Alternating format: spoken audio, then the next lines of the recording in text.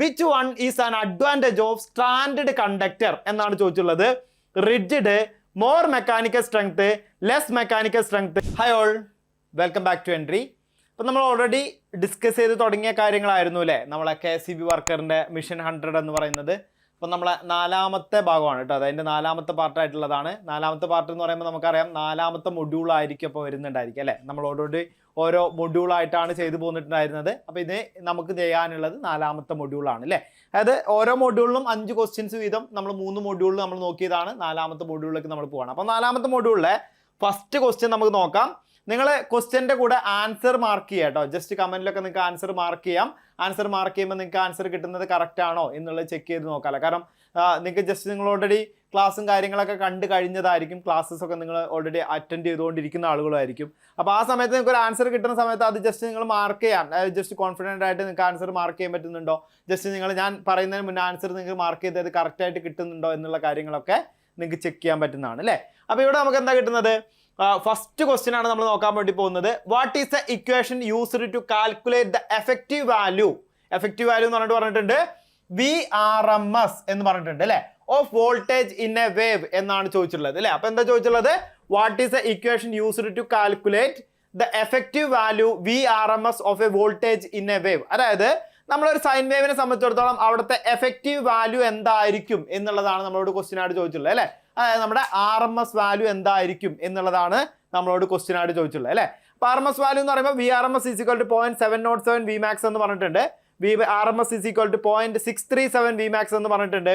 VRMS is equal to 1.114 into Vmax എന്ന് പറഞ്ഞിട്ടുണ്ട്. VRMS equal to 1.414 Vmax എന്നും പറഞ്ഞിട്ടുണ്ട് അല്ലേ. അപ്പോൾ നമുക്ക് എന്താണ് നമ്മുടെ RMS വാല്യൂ എന്നുള്ളതാണ് അറിയേണ്ടത് അല്ലേ. അപ്പോൾ RMS വാല്യൂ എന്ന് പറയുമ്പോൾ നമുക്കറിയാം ഏത് ആൻസർ ആയിട്ട് കിട്ടുന്നുണ്ടായിരിക്കുക, ഏതാണ് ആൻസർ ആയിട്ട് വരുന്നുണ്ടായിരിക്കുക, ഓപ്ഷൻ A ആണ് വരുന്നുണ്ടായിരിക്കുക അല്ലേ. അതായത് 0.707 Vmax എന്നുള്ളതാണ് നമുക്ക് ആൻസർ ആയിട്ട് വരുന്നുണ്ടായിരിക്കുക. ഓൾറെഡി നിങ്ങൾ മാർക്ക് ചെയ്ത് നോക്കുക കേട്ടോ.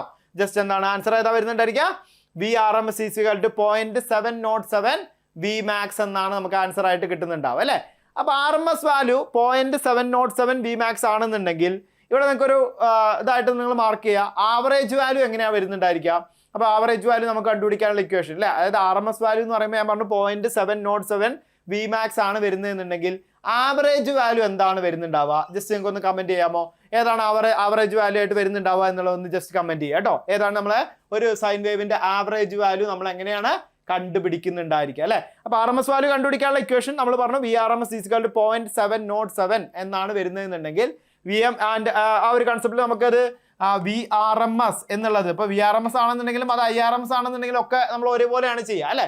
അത് രണ്ടാണെന്നുണ്ടെങ്കിൽ നമുക്ക് ഒരേ കൺസെപ്റ്റിലാണ് കിട്ടുന്നുണ്ടായിരിക്കുക. VRMS എന്ന് പറയുന്നതും IRMS എന്ന് പറയുന്നു അല്ലേ. അപ്പോൾ VRMS നമ്മൾ കണ്ടുപിടിക്കുകയാണെങ്കിൽ VM/√2 ആണ് കിട്ടുന്നുണ്ടാവുക അല്ലേ. VM/√2 ആണ് കിട്ടുന്നുണ്ടാവുക.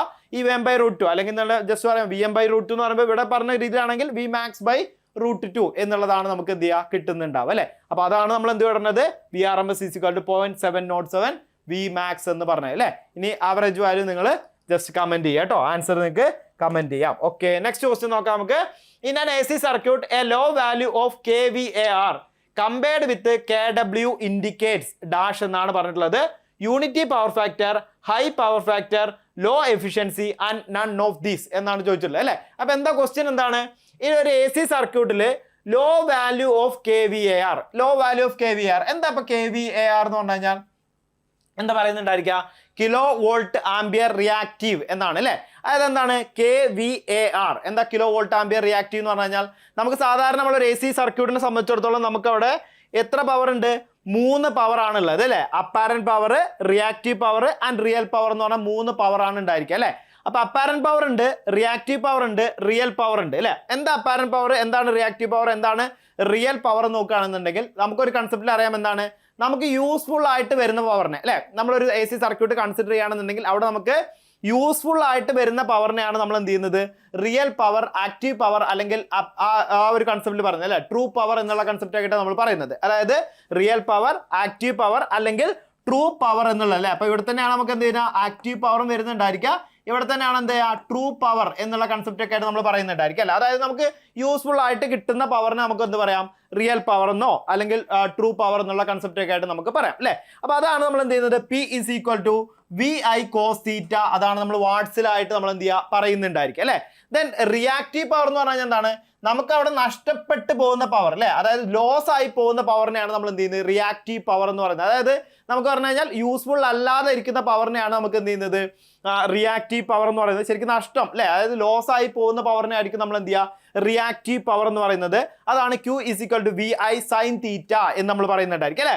ദെൻ അപ്പാരന്റ് പവർ എന്ന് പറഞ്ഞാൽ എന്താണ്, ഇപ്പോൾ ഒരു സർക്യൂട്ടിൽ നമ്മൾ എന്ത് ചെയ്യാണ് ഡ്രോ ചെയ്യുന്ന ടോട്ടൽ പവറിനെ അല്ലേ, അതായത് ഇപ്പോൾ അവിടെ നമുക്ക് നഷ്ടപ്പെട്ടു പോകുന്ന പവർ ഉണ്ടാവും, യൂസ്ഫുൾ ആയി വരുന്ന പവർ ഉണ്ടായിരിക്കും അല്ലേ. ഈ രണ്ട് പവറും കൂടെ കൂടിയിട്ട് വരുന്നതാണ് നമ്മൾ എന്ത് ചെയ്യുന്നത് അപ്പാരന്റ് പവർ എന്ന് പറയുന്നത് S is equal to V I എന്നുള്ള കൺസെപ്റ്റ് ആയിട്ട് നമ്മൾ എടുക്കുന്നത് അല്ലേ. നമ്മളോട് ചോദിച്ചിട്ടുള്ളതായിരുന്നു, എന്താണ് ചോദിച്ചിട്ടുള്ളത്, ഇതിനകത്തൊരു KVAR, അതായത് നമ്മൾ റിയാക്റ്റീവ് പവറിന്റെ വാല്യൂ എന്ന് പറയുന്നത് ലോ ആണ്. അതായത് നമ്മൾ എന്ത് ചെയ്യാണ് KW കമ്പയർ ചെയ്ത് നോക്കുന്ന സമയത്ത്, എന്താ KW എന്ന് പറഞ്ഞു കഴിഞ്ഞാൽ നമ്മുടെ റിയൽ പവറുമായിട്ട് കമ്പയർ ചെയ്ത് നോക്കുമ്പോൾ റിയാക്റ്റീവ് പവറിന്റെ വാല്യൂ എന്ന് പറയുന്നത് ലോ ആണ് എന്ന് പറഞ്ഞിട്ടുണ്ട്. അങ്ങനെയാണെന്നുണ്ടെങ്കിൽ അത് ഇൻഡിക്കേറ്റ് ചെയ്യുന്നത് എന്തായിരിക്കും എന്നുള്ളതാണ് നമ്മളോട് ക്വസ്റ്റ്യൻ ആയിട്ട് ചോദിച്ചിട്ടുള്ളത് അല്ലേ.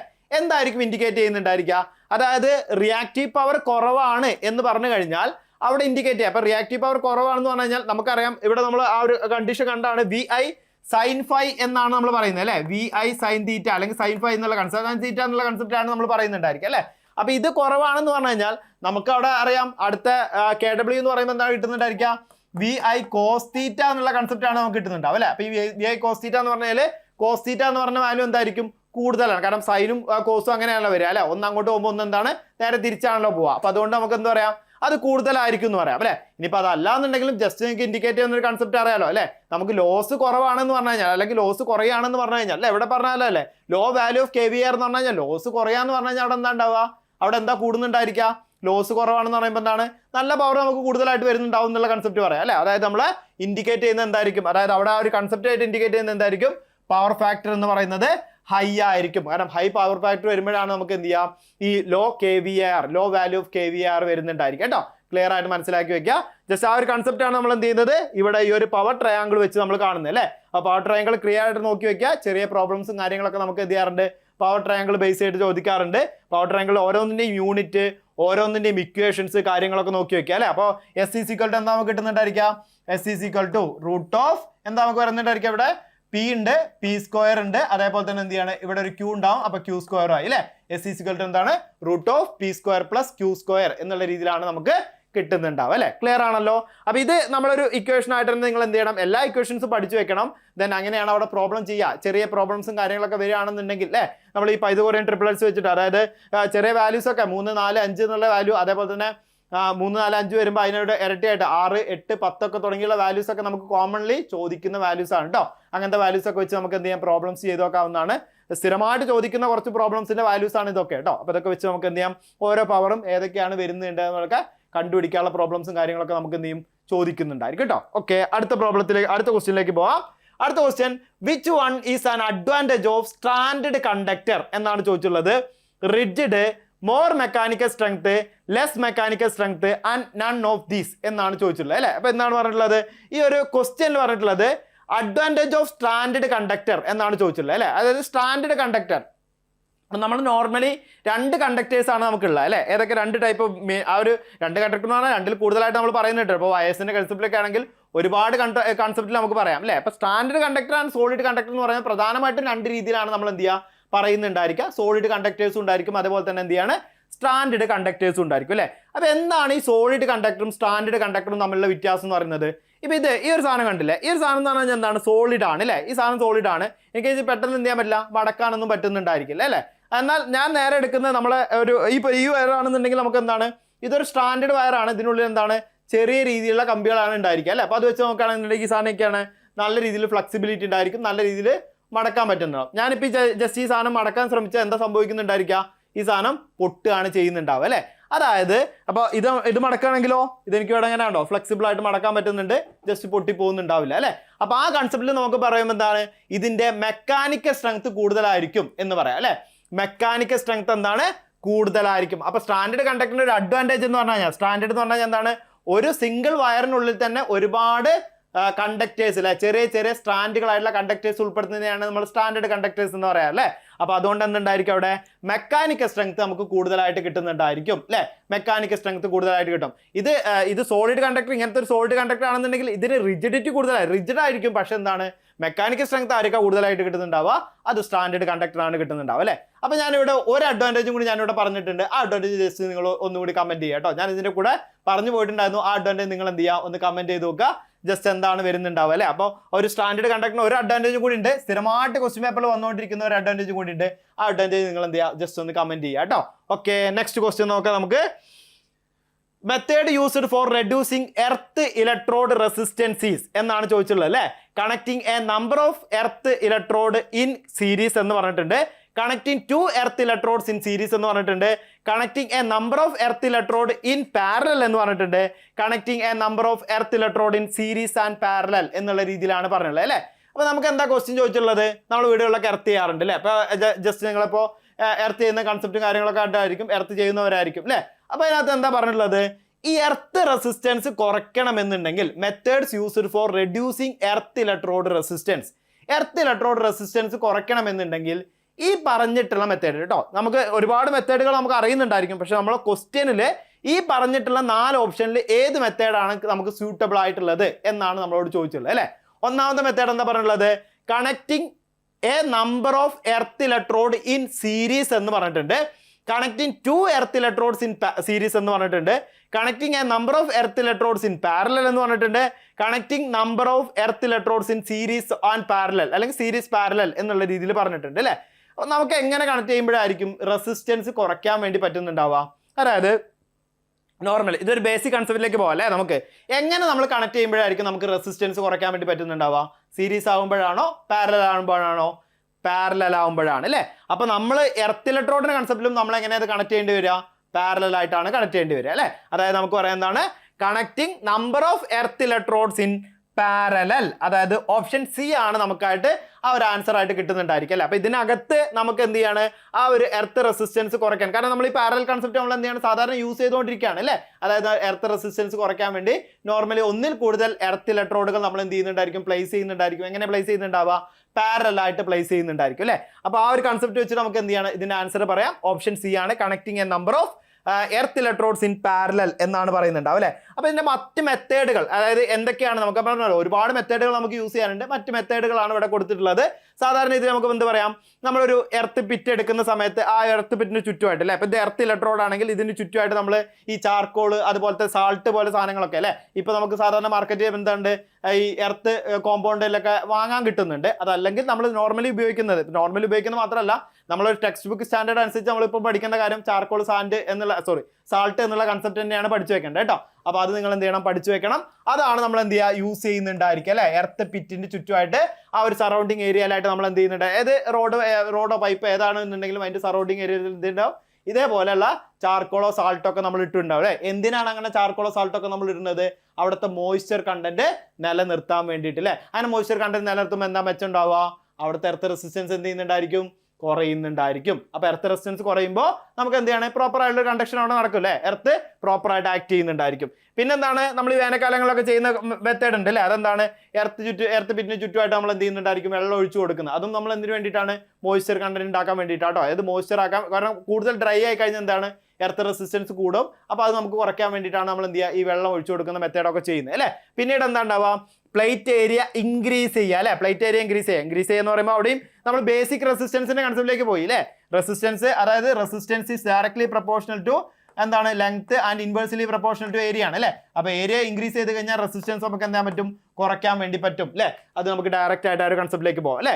പിന്നെന്താ പറഞ്ഞുള്ളത്, connecting the number of earth electrodes in parallel reduce the earth electrode resistance. അത് നമ്മൾ ഓൾറെഡി പറഞ്ഞാണ്, പാരലൽ ആയിട്ട് നമ്മൾ കൊടുത്തു കഴിഞ്ഞാൽ നമുക്ക് എന്ത് ചെയ്യാൻ പറ്റും, എർത്ത് റെസിസ്റ്റൻസ് കുറയ്ക്കാൻ വേണ്ടി പറ്റും. പിന്നെ നമ്മൾ ഈ കണക്ഷനൊക്കെ ചെയ്യുന്ന സമയത്ത് വെറുതെ ചുറ്റിയൊന്നും വെക്കാതെ കുറച്ചും കൂടി കണ്ടക്ടിവിറ്റി കൂടുന്ന രീതിയിൽ, കുറച്ച് റസ്റ്റ് ഇല്ലാത്ത രീതിയിൽ, അതായത് റസ്റ്റ് ഒന്നും വരാത്ത, ഓക്സിഡൈസേഷൻ പെട്ടെന്ന് നടക്കാത്ത രീതിയിൽ നമ്മൾ എന്ത് ചെയ്യാണ്, ഈ സോൾഡറിംഗ് ഒക്കെ ഉപയോഗിച്ച് കണ്ടക്ടേഴ്സ് ഒക്കെ ഉപയോഗിക്കുകയാണെന്നുണ്ടെങ്കിൽ അതും നമുക്ക് എന്ത് ചെയ്യാണ്, എർത്ത് റെസിസ്റ്റൻസ് കുറയ്ക്കാനുള്ള മെത്തേഡാണ് കേട്ടോ. പിന്നീട് എന്താണ്, ഡെപ്ത് ഇൻക്രീസ് ചെയ്യുക. ഡെപ്ത് ഇൻക്രീസ് ചെയ്താലും നമുക്ക് എന്ത് ചെയ്യാൻ പറ്റും, എർത്ത് റെസിസ്റ്റൻസ് കുറയ്ക്കാൻ വേണ്ടി പറ്റുന്നുണ്ടായിരിക്കും കേട്ടോ. കാരണം ഡെപ്ത് ഇൻക്രീസ് ചെയ്യുന്നതോറും എന്ത് ചെയ്യുന്നുണ്ടായിരിക്കും, കൂടുതൽ കോൺടാക്ട് കിട്ടുന്നുണ്ടാവും അല്ലേ. ആ ഒരു ഇലക്ട്രോണിന് കൂടുതൽ കോൺടാക്ട് കിട്ടുന്നുണ്ടാവും. ചിലപ്പോൾ താഴേക്ക് പോകുന്നതോറും കുറച്ചും കൂടി എന്ത് ചെയ്യുന്നുണ്ടായിരിക്കും, ഈ മോയ്സ്ചർ കണ്ടന്റ് ഒക്കെ ഇതായിട്ട് വരുന്നുണ്ടായിരിക്കും, കൂടുതലായിട്ട് വരുന്നുണ്ടായിരിക്കും. അപ്പോഴും എർത്ത് റെസിസ്റ്റൻസ് നമുക്ക് എന്ത് ചെയ്യും, കുറയ്ക്കാൻ വേണ്ടി പറ്റുന്നുണ്ടായിരിക്കും കേട്ടോ. അപ്പോൾ ഇത്രയും കാര്യങ്ങൾ നമ്മൾ എർത്ത് റെസിസ്റ്റൻസ് എങ്ങനെ കുറയ്ക്കാം എന്നുള്ളതിനെ കൺസെപ്റ്റ് ആണ്. ഇത് ക്ലിയർ ആയിട്ട് തന്നെ പഠിച്ചു വെക്കുക. പല ക്വസ്റ്റ്യൻ പേപ്പറിലും സ്റ്റേറ്റ്മെന്റും കാര്യങ്ങളൊക്കെ ആയിട്ട് നമ്മളോട് എന്ത് ചെയ്യുന്നുണ്ട്, ചോദിച്ചു വന്നിട്ടുണ്ട് കേട്ടോ. അപ്പോൾ അത് ക്ലിയർ ആയിട്ട് നിങ്ങൾ എന്ത് ചെയ്യുക, പഠിച്ചു വെക്കുക അല്ലേ.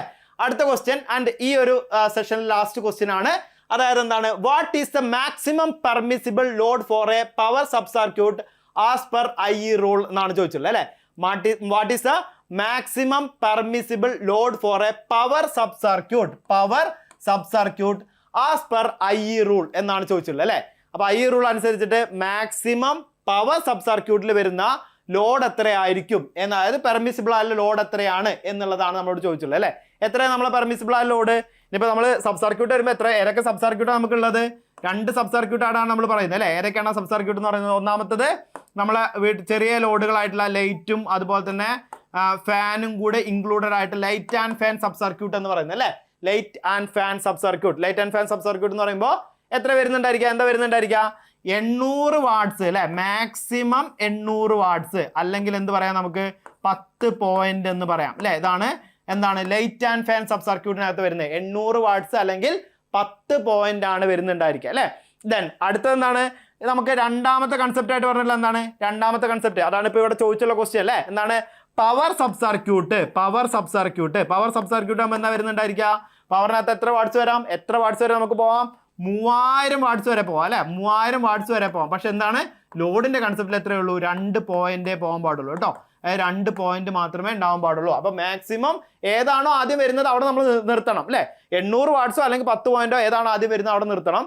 പവർ സബ് സർക്യൂട്ട് ആണെങ്കിൽ 3000 വാട്ട്സോ അല്ലെങ്കിൽ 2 പോയിന്റോ ഏതാണോ ആദ്യം വരുന്നത് അവിടെ നമ്മൾ സ്റ്റോപ്പ് ചെയ്യണം അല്ലേ. അപ്പൊ അവിടെ നമുക്ക് ആൻസർ എന്താ കിട്ടുന്നുണ്ടായിരിക്കുക? 3000 വാട്ട്സ് അല്ലേ. അതാണ് നമുക്ക് ആൻസർ ആയിട്ട് കിട്ടുന്നുണ്ടാവുക. അതായത് ആസ് പെർ IE റൂൾ പ്രകാരം പവർ സബ് സർക്യൂട്ടിൽ 3000 വാട്ട്സ് വരെ നമുക്ക് എന്ത് ചെയ്യാൻ പറ്റും, പോകാൻ വേണ്ടി പറ്റും. അവിടേക്ക് മേലേക്ക് പോകാൻ പാടില്ല. ഈ 3000 വാട്ട്സിന് മുന്നേ 2 പോയിന്റ് കംപ്ലീറ്റ് ചെയ്യണമെന്നുണ്ടെങ്കിൽ അവിടെയും നമ്മൾ എന്ത് ചെയ്യണം, ഇത് സ്റ്റോപ്പ് ചെയ്യണം അല്ലേ. ആ ഒരു കൺസെപ്റ്റിലാണ് നമുക്ക് എന്ത് ചെയ്യുക, കിട്ടുന്നുണ്ടായിരിക്കും. അപ്പോൾ അതും നിങ്ങൾ ക്ലിയർ ആയിട്ട് പഠിച്ചു വെക്കുക. ഒരുപാട് തവണ റിപ്പീറ്റഡ് ആയിട്ട് ചോദിച്ചില്ല കേട്ടോ. ലൈറ്റ് ആൻഡ് ഫാൻ ആണെങ്കിലും പവർ സബ് സർക്യൂട്ട് ഒക്കെ നമുക്ക് ഒരുപാട് തവണ എന്ത് ചെയ്യാണ്, റിപ്പീറ്റഡ് ആയിട്ട് ക്വസ്റ്റ്യൻ വന്നിട്ടുള്ളതാണ് കേട്ടോ. അപ്പോൾ ഇത്രയും ക്വസ്റ്റ്യൻസ് ആണ് നമ്മൾ എന്ത് ചെയ്യുന്നത്, ഈ ഒരു സെഷനിൽ നമ്മൾ ഡിസ്കസ് ചെയ്യുന്നത്. അതായത് ഈ ഒരു ഭാഗമായിട്ട് ഇത് ഡിസ്കസ് ചെയ്യുന്നത്, ഇതിന്റെ സെക്കൻഡ് ആയിട്ട് നമുക്ക് എന്ത് ചെയ്യുന്നുണ്ടായിരിക്കും, അടുത്ത ഭാഗത്ത്, അതായത് ഈ മൊഡ്യൂളിൽ നിന്ന് വരുന്ന ബാക്കി 5 ക്വസ്റ്റ്യൻസ് നമുക്ക് എന്ത് ചെയ്യാം, അടുത്ത ഭാഗത്തായിട്ട് ഡിസ്കസ് ചെയ്യാം കേട്ടോ. അപ്പോൾ ക്ലിയർ ആയിട്ട് നിങ്ങൾ എന്ത് ചെയ്യുക, ഈ പറഞ്ഞിട്ടുള്ള ആൻസേഴ്സ് ഒക്കെ നിങ്ങൾ ഒന്ന് കമന്റിൽ മാർക്ക് ചെയ്യുക. അതേപോലെ ആൻസേഴ്സ് ഒക്കെ നിങ്ങൾക്ക് കിട്ടുന്നുണ്ടോ എന്നുള്ളത് നോക്കുക. Okay, thank